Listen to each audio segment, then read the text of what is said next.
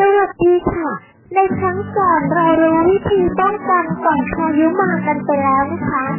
ในวันนี้เรามาเรียนรู้กันต่อค่ะเกี่ยวกับการรับมือเมื่อพายุมาค่ะการรับมือเมื่อพายุมาข้อ 1เมื่อเกิดลมพายุพัดรุนแรงให้เราอยู่ในอาคารบ้านเรือนนะคะหรือในอาคารที่มีที่กำบังมั่นคงค่ะข้อ 2ปิดประตูหน้าต่างให้แน่นหนาทั้งปิดเทปตามแนวประตูหน้าต่างด้วยค่ะโอเคแสดงว่าลมพายุต้องพัดแรงมากเลยนะคะตามแนวประตูหน้าต่างจึงต้องปิดด้วยค่ะ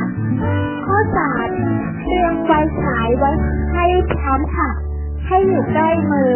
หยิบมาใช้ได้ทันทีในยามเมื่อเกิดไฟฟ้าดับค่ะข้อ 4ตรวจดูเตาไฟว่าเปิดหรือต่อกองไฟทิ้งไว้หรือไม่ค่ะถ้ามีก็ให้ปิดหรือดับเตาไฟให้เรียบร้อยค่ะข้อ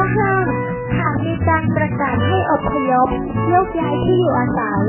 ก็ให้รีบอพยพไปยังสถานที่ที่ทางราชการจัดเตรียมไว้ให้ทันทีค่ะอย่าลังเลเพราะถ้าลังเลจะทำให้หนีไม่ทันค่ะข้อ 6ให้คำนึงถึงปรากฏการณ์ศูนย์กลางพายุด้วยค่ะจึงไม่ควรรีบออกจากที่กำบังจนกว่าจะแน่ใจว่าลมพายุสงบหรือให้รออย่างน้อย3 ชั่วโมงค่ะหากไม่มีลมแรงเกิดขึ้นอีกหรือได้รับข้อมูลยืนยันจากสถานการณ์ว่าปลอดภัยดีแล้วจึงจะเชื่อได้ว่าพายุได้ผ่านพ้นไปแล้วค่ะก็จะออกจากที่กำบังได้ค่ะคำถามปรากฏการณ์ศูนย์กลางพายุคืออะไรคำตอบนะคะปรากฏการณ์ศูนย์กลางพายุก็คือเมื่อเกิดพายุแล้วจะมีลมสงบฉับพลันค่ะแต่จะมีลมแรงและฝนตกหนักตามมาอีกครั้งหนึ่งเราจึงต้องรอให้แน่ใจเสียก่อนที่จะออกจากที่กำบังค่ะหากเราอยู่ในที่โล่งแจ้งนะคะเมื่อพายุมาจะต้องทำอย่างไร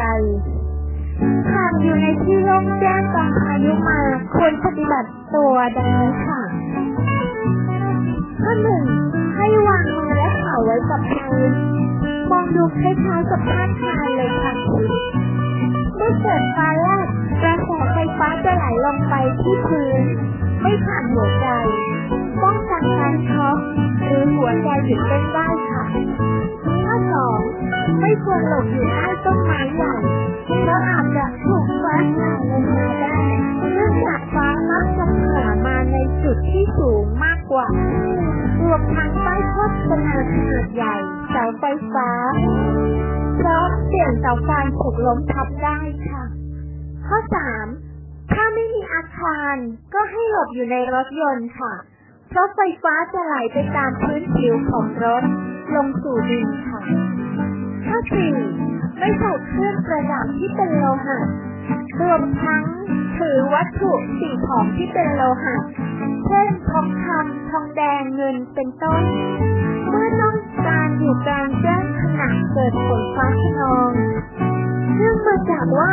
โลหะสามารถนำไฟฟ้าได้ค่ะข้อ 5ห้ามใช้อุปกรณ์ไฟฟ้าทุกชนิด